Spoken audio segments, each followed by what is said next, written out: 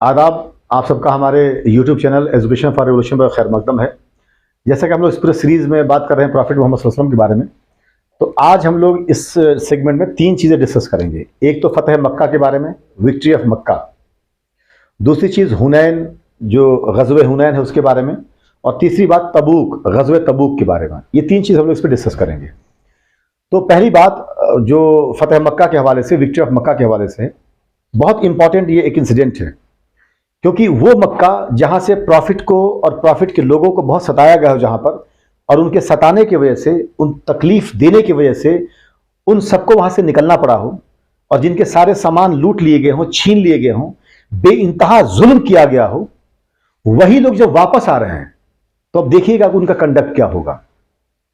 फतेह मक्का का हमने बैकड्रॉप आपको बता दिया था कि बैकग्राउंड क्या है इसका, बैकग्राउंड इसका पसमंजर क्या है। तो पहली बात हमने बताया था कि जो पिछले वीडियो में सुलह हुदैबिया के बारे में, तो अब जब फतेह मक्का का वक्त जब आएगा तो प्रॉफिट मोहम्मद सल्लल्लाहु अलैहि वसल्लम, जो ट्राइबल बात थी कि इस ट्राइब के और कुफार मक्का के लोग इन पर अटैक नहीं कर सकते हैं, जो कुफार मक्का ने ब्रेक कर दिया था अटैक करके। पिछली वीडियो बता चुका हूं आपको, आप देख सकते हैं पिछला वीडियो।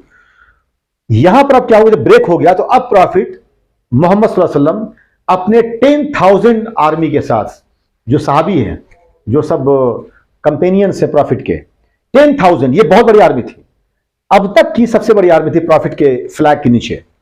10,000 लोग चलेंगे 10th रमजान को। अब याद रखना ये चीज, 10th रमजान को चलेंगे कहां से? मदीने से। ये जनवरी की बात है, 630, और वहां से चल के 20th रमजान को पहुंचेंगे मक्का शहर। तो मक्के के बाहर पहले खेमा लगाएंगे अपना, वहां रुकेंगे। अब जब मक्के के बाहर रुके हैं ये लोग, तो मक्के में अफरा तफरी मच गया है, बिल्कुल हंगामा समझ गया है कि अब क्या होगा। मक्के के बड़े बड़े सरदारों के पसीने छूट रहे हैं, कांप रहे हैं कि अब क्या होगा। क्यों? क्योंकि जिनको सताया था, जिनको मारा था, जिनके लोगों को मारा गया था, आज वो यहां पर इतनी बड़ी तादाद में आए हैं कि मक्के के लोगों को एहसास है कि हम इनको काउंटर नहीं कर पाएंगे, इनसे लड़ नहीं पाएंगे। क्यों? इनकी इकोनॉमी ऑलरेडी डैमेज हो चुकी है, पिछली वीडियो बता चुका हूं आपको मैं। अब क्या होगा? मक्के के political chief Abu Sufyan prophet के चचा हजरत अब्बास के पास पहुंचेंगे और कहेंगे, अब्बास हमारी बात करो अपने भतीजे से। तो कहेंगे, हम क्यों बात करें, तुम खुद बात कर लो। तो कहा कि मुझे खौफ है कि मुझे कहीं मार ना दिया जाए। तो देखो हजरत अब्बास ने क्या कहा। हजरत अब्बास ने कहा कि अगर तुम्हें मौत का खौफ है कि तुम्हें मार दिया जाएगा, तो तुम्हारी जान की जमानत गारंटी मैं लेता हूं, तुम चलो बात कर लो। तो कहा ठीक है।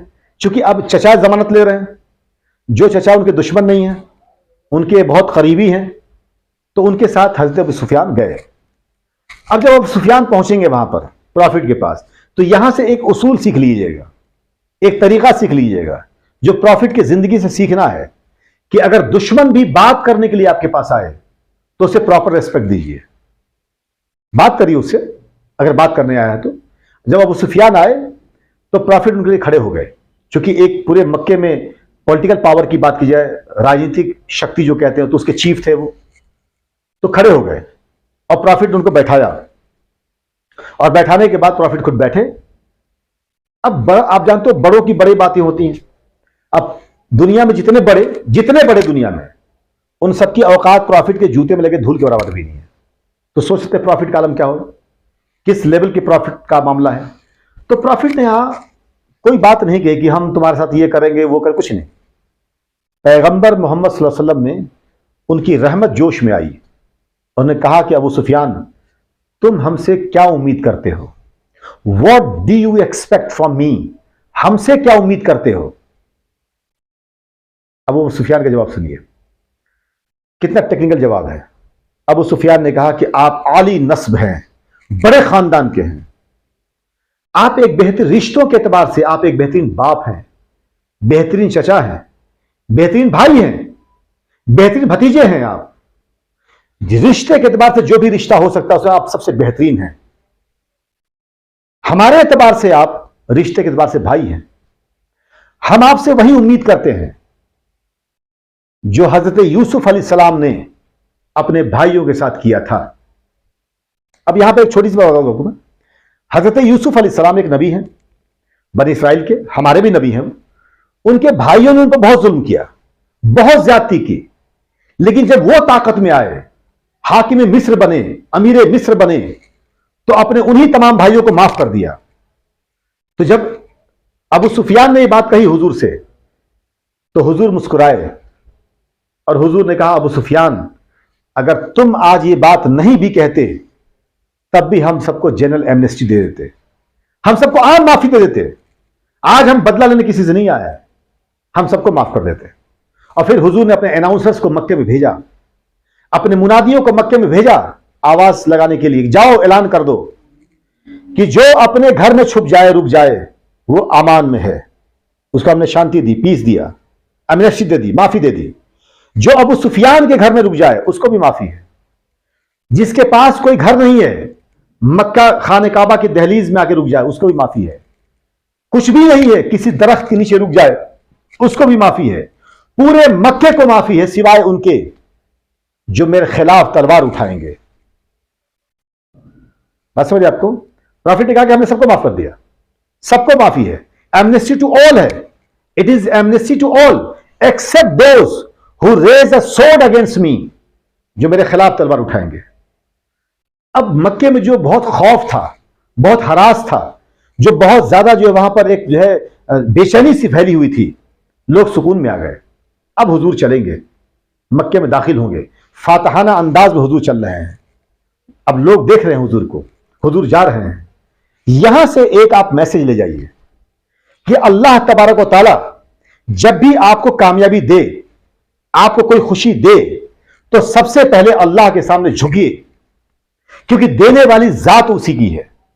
हुआ यहां पर क्या, हुजूर जब गए मक्के में तो अपने आबाई घर पर नहीं गए, जो उनका मकान था, जो उनके चचा का मकान था, वहां नहीं गए। हुजूर सबसे पहले खाने काबा पहुंचते हैं, वहां जाके शुक्राने के पहले 2 रकात नमाज पढ़ते हैं, अल्लाह का शुक्र अदा करते हैं कि अल्लाह ने यह फतह का दिन दिखाया उनको। इसलिए हुजूर की जिंदगी से जरूर सीखिए, आलम इस्लाम के मानने वालों के लिए खुशी मनाने का तरीका नाच गाना नहीं है, इबादत है, अल्लाह के सामने झुकना है। हुजूर ने अदा की 2 रकात शुक्राने की नमाज अदा की। उसके बाद हुजूर पाक सल्लल्लाहु अलैहि वसल्लम ने खाने काबा में जो 360 बुत रखे हुए थे, जो मैं बता चुका हूं आपको कंडीशन ऑफ अरेबिया वाले सेगमेंट में, उन 360 बुतों को साफ कराया गया। यहां एक बात याद रखनी है कि खाने काबा के अंदर घुसा कौन, तो सिर्फ 2 लोग घुसे। एक का नाम प्रॉफिट मोहम्मद सल्लल्लाहु अलैहि वसल्लम और दूसरे उनके साथ जो जा रहे हैं उनका नाम हजरत अली है। ये 2 लोग सिर्फ घुसे अंदर, तमाम बुतों को निकाल के बाहर किया गया। ये 3-4 जो बुत थे, लात, उज्जा, मनात, हुबल, इनको जब तोड़ने और निकालने की बात आई तो हजरत अली ने कहा पैगंबर मोहम्मद सल्लल्लाहु अलैहि वसल्लम से कि आप मेरे कंधों पर चढ़ जाइए, क्योंकि ऊंचाई पर जाके उनको वो करना था।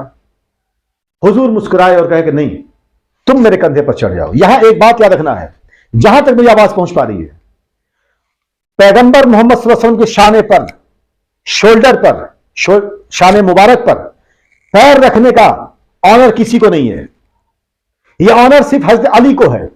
आप कह सकते हैं कि नहीं सर, या नहीं, वो तो नवासे भी रखते थे, नवासे भी खेलते थे, हजरत इमाम हसन, हजरत इमाम हुसैन, तो वो तो खेलते थे हुजूर से, हुजूर उनसे इतना प्यार करते थे, हुजूर खिलाते थे।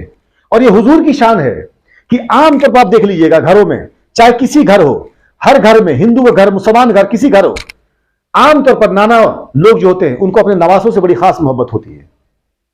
हुजूर की मोहब्बत की वजह से मोहब्बत है, लेकिन हुजूर के कंधे पर इन नवासों के अलावा किसी को यह शर्फ हासिल नहीं है। यह ऑनर सिर्फ और सिर्फ हजरत अली को हासिल है कि हुजूर के शान मुबारक पर हजरत अली चढ़े। और हुजूर को, हजरत अली को उन्होंने उठाया, उन्होंने तमाम तोड़े निकाला गया। जब हुजूर उठ रहे थे, क्योंकि बैठे हैं उनके कंधे पर वो रखे पैर चढ़े और हुजूर उठ रहे हैं, तो हुजूर ने एक सवाल पूछा है, अली कहां तक पहुंचे? तो जवाब सुन हजरत अली का, हजरत अली करमल्लाहु वजहहू ने कहा कि रब्बे काबा की कसम, अगर आप कहें तो अर्श को खींच के आपके कदमों में लाकर रख दूं। ये क्यों बात कही गई? क्योंकि जिस नबी के कंधे पर चढ़ रहे हैं, उस नबी का उरूज मेराज का है, अर्श के ऊपर तक का है, उस नबी के कंधे पर अली चढ़े हुए हैं। तो यहां पर एक बात याद रखनी है, अगर खाने काबा की बात होगी और खाने काबा की साफ करने की बात होगी, खाने काबा से बुतों को आजाद करने की बात होगी, तो दो शख्स जो अंदर जाएंगे वो प्रॉफिट मोहम्मद सल्लल्लाहु अलैहि वसल्लम हैं और उनके साथ हजरत अली करमल्लाहु वजहू है। तो अब फतेह मक्का के एतबार से आपको याद कर रखना है, एक बात तो ये कि मदीने से किस दिन निकले ये लोग, तो 10 रमजान की बात है, 10 रमजान। मक्के कब पहुंचे, तो 20 रमजान को पहुंचे।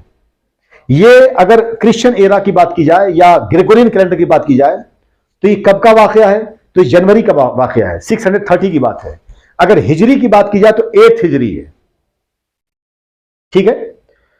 तो ये पूरा मामला हुआ। अब वहां पर प्रॉफिट मक्के में अपना एक निजाम बनवाएंगे। अब बनवाने के बाद वहां पर जो है वहां के की पूरी कमांड हजरत अब्बास के हाथों में दी जाएगी, वो एक अलग इशू है। खाने काबा को साफ करने की बात आएगी तो हुजूर और हजरत अली की बात आएगी जो अंदर घुसे हैं। इसीलिए एक बात याद रखिएगा, कयामत तक हालात चाहे जैसे भी हो जाएं, खाने काबा के अंदर अब कभी बुत नहीं आ सकता है। उसकी वजह है वो साफ जो हुआ है सरवरे कायनात के हाथ से हुआ है, वो साफ जो हुआ है हजरत अली करमल्लाहु वजहू के हाथ से हुआ है, वो साफ इमामुल अंबिया के हाथ से हुआ है। अब कयामत तक चूंकि दस्ते मुबारक हुजूर पाक सल्लल्लाहु अलैहि वसल्लम की है, कयामत तक खाने काबा के अंदर कोई बुत नहीं आ सकता है, कोई आइडल नहीं आ सकता है, कोई मूर्ति नहीं आ सकती। अब इसके बाद प्रॉफिट जो है ताइफ की तरफ कुछ कबीले थे जो बदमाशियां कर रहे थे, तो उनको पैसिफाइड करने के लिए, उनको समझाने या उनको उनके खिलाफ लड़ने के लिए प्रॉफिट मक्के से निकले। यह भी बात जनवरी के एंड की है। इस जंग को गजवे को हुनैन कहते हैं। यह बड़ा एक सख्त जंग रहा अपने आप में, क्योंकि दो पहाड़ियों के बीच से एक पास निकलता था, दर्रा जिसको कहते हैं, ठीक है, एक नैरो पास था, उसके अंदर से निकल के जाना था। जब इस्लामिक आर्मी निकल रही थी वहां से, तो जो दुश्मन थे, जो कबीले, उन्हें ये इंफॉर्मेशन मिल गई थी कि लोग आ रहे हैं, तो उन्होंने पहाड़ियों के ऊपर अपने आर्चर्स बैठा रखे थे। भोर का वक्त है, ये लोग यहां से मूव किए कि आप जानते हो रेगिस्तान के एरिया में रात का और भोर का सफर थोड़ा सा आसान होता है दिन के मुकाबले में। अब जब आप जो है सुबह सादिक के वक्त, जो अव्वल वक्त नमाज का होता है, उस वक्त निकलेंगे कहीं पर, तो सुबह तो हो रही नहीं होती है उस वक्त, मतलब अंधेरा तो रहता ही है। तो मसाल जलाएंगे आप रोशनी के लिए। अच्छा, मसाल जलाने से नुकसान क्या है कि मसाल जलाने पर जो लोग दूर बैठे हुए हैं ऊपर, वो आपको देख रहे हैं लेकिन आप उनको नहीं देख पाएंगे, तो आप उनके टारगेट पर आ जाएंगे। ये हुआ, और इन लोगों ने जो वहां बैठे हुए थे उन्होंने तीरों की बरसात कर दी। कई साहबा जख्मी हुए और अफरा तफरी सी मच गई, भगदड़ सी मच गई। वहां बड़े कमाल की बात क्या हुई कि हुजूर पाक सल्लल्लाहु अलैहि वसल्लम को जो लोग घेर के खड़े रहे, उनमें ज्यादातर उनकी अपनी फैमिली के लोग थे, हाशमी थे, हजरत अब्बास हूं, हजरत अली हूं, इस तरह के लोग वहां पर थे। खैर, हुजूर ने जब ये अफरा तफरी मचा, धीरे धीरे वक्त गुजरा तो थोड़ा उजाला सा भी हुआ, समझ में आने की बात किधर से क्या हो रहा है। तो हुजूर ने हजरत अब्बास से कहा कि मेरे अंसार साहबा को पुकारिए, मेरे अंसार साहबा को पुकारिए। हजरत अब्बास की आवाज में बता चुका हूं पहले कि शेर की तरह था, बहुत बुलंद आवाज थी उनकी। उन्होंने आवाज दी कि अंसार, तुम्हारे आका तुमको पुकार रहे हैं। खैर, अंसार पलटे, फिर मुनज्जम हुए लोग, फिर जो और भी साहबा थे इकट्ठे हुए, और फिर ऑनस्लॉट हुआ उन ट्राइब्स पर जो घेर के अटैक किए हुए थे, और खैर उनको हराया गया, उनको बुरी तरह कुचला गया वहां पर। इस पूरे जंग को, इस पूरे गजवे को हुनैन कहते हैं। ये शव्वाल का वक्त है, यानी शव्वाल की चांद में हुआ है ये, और 8 हिजरी की बात है। हिजरी की अगर बात चले तो क्लियर बात ये। अब एक बात तबूक की जंग के हवाले से, यह भी 630 की बात है। ये अक्टूबर और दिसंबर के बीच का एक पूरा मार्का है, एक पूरा एक्सपीडिशन है। ये क्या है, इसका बैकग्राउंड क्या है? गजवे तबूक, बैटल ऑफ तबूक जो है, ये बेसिकली बेजेंटाइन एम्पायर जो थे, जो रोमन एम्पायर थी, eastern part of Roman empire को बेजेंटाइन कहते थे। इनके लोगों ने अटैक करने की का एक प्लान बनाया था, जो सीरिया और एक वाला जो एरिया है पूरा, ये तबूक आज जो, तो ये इंफॉर्मेशन मिली, मदीने तक आई। स्टेट ऑफ मदीना एक्सपैंड कर रहा है, बढ़ रहा है। तो आप जानते हो कोई भी बड़ी एम्पायर अपने बगल में कोई बड़े एम्पायर को उभरने नहीं देती है, उसको दबाने की कोशिश करती है। तो जब हुजूर को पता लगा कि एक बहुत बड़ी लश्कर बेजेंटाइन एम्पायर की, रोमन एम्पायर की आ रही है, तो प्रॉफिट ने सहाबा से कंसल्टेशन किया और जंग का ऐलान किया कि हम इसकी तैयारी करेंगे। आपने एक बहुत मशहूर वाकया सुना होगा कि सहाबा ने अपने अपने घरों से कंट्रीब्यूशन किया, ला कर दिया, जिसमें आपने सुना होगा कि हजरत अबू बकर सिद्दीक ने अपने घर का पूरा सामान समेट के ला के दे दिया।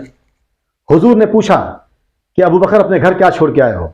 हजरत अबू बकर सिद्दीक ने कहा अल्लाह रसूल, अल्लाह और अल्लाह रसूल छोड़ के आया हूं, कुछ नहीं छोड़ा हमने, जो भी था सब समेट के ले आया। इसी कलेक्शन में कुछ सहाबा सोच रहे थे कि हम एक दूसरे से आगे निकल जाएं। लोग क्या सोचते थे कि हम हजरत अबू बकर से आगे निकल जाएं, लेकिन हजरत अबू बकर सिद्दीक रज़ी अल्लाह तआला ने जो काम किया, पूरा घर का सामान ला के दे दिया उसके बैतुल माल में, कि इसको जो वॉर के लिए कलेक्शन हो रहा है उसके उसमें हमारा तरफ से कंट्रीब्यूशन है। हजरत उमर फारूक के बारे में था कि वो अपने प्रॉपर्टी का आधा हिस्सा अपने जो भी उनके पास सामान था उसका लेकर आए। हजरत उस्मान गनी 1/3, वो बहुत अमीर इंसान उस वक्त भी हो गए थे, बहुत बड़े अमीर थे, पहले भी अमीर थे मक्का में। बहुत सारे साहबा ने अपना अपना कंट्रीब्यूशन किया। ये वही जंग है, जंग तबूक। इसमें एक साहबी रसूल है जो बहुत गरीब है। उन्होंने 3-4 दिन या 1 हफ्ता तक लगातार किसी यहूदी के पास उसके बाग में काम किया, पानी वगैरह डालने का, और उस मेहनत करने के एवज में, उसके बदले में जो रेम्यूनरेशन था, जो उनको सैलरी के तौर पर जो अमाउंट दिया गया उनके मेहनताना, वो थोड़ा सा खजूर था। वो लेकर हुजूर के पास आए, कहा कि हुजूर मेरे पास तो कुछ है ही नहीं है, मैंने तो मजदूरी की है, ये लेके आया हूं खजूर। हुजूर पाक सल्लल्लाहु अलैहि वसल्लम ने उनके खजूर को उन तमाम सामानों के ऊपर डाल दिया, क्योंकि इस्लाम ने नियत की बात को बहुत इंपॉर्टेंस दी है। आप अगर 1 लाख रुपया खर्च करते हैं, नियत आपकी है कि आपका नाम हो जाए, आपको लोग साहब पुकारे, तो उस 1 लाख की कीमत अल्लाह की निगाह में मरी हुई मक्खी के दाने के बराबर नहीं, उसके पर के बराबर नहीं है। लेकिन अगर आपने 1 पैसा भी इस निस्बत से किसी को दिया, किसी की मदद की कि मेरा अल्लाह मुझसे खुश हो जाए, तो उस 1 पैसे की अहमियत अल्लाह की निगाह बहुत बड़ी। तो ये जंग तबूक में फिर जब सामान इकट्ठा हो गया, आर्मी कॉन्स्क्रिप्ट की गई, आर्मी सजाई गई, पूरी तैयार की गई, रेस की गई, और फिर ये आर्मी चली। तो ये एक लंबा पूरा वो है टाइमिंग है, अक्टूबर से दिसंबर के बीच चलता रहा। इत्तेफाक ये है कि जब ये लोग पहुंचे हैं वहां पर तबूक तक, तो बैजेंटाइन आर्मी पीछे हट चुकी थी, तो कॉम्बैट नहीं हुआ, मतलब वॉर नहीं हो पाया, इंगेजमेंट नहीं हुआ, आर्मी की लड़ाई आपस में नहीं हुई। लेकिन इसी वाकये को ग़ज़वे तबूक कहते हैं, जंग तबूक कहते हैं, बैटल ऑफ तबूक कहते हैं। तो आज के लिए बस इतना ही इस एपिसोड के लिए। आप लोगों का बहुत बहुत शुक्रिया, थैंक यू।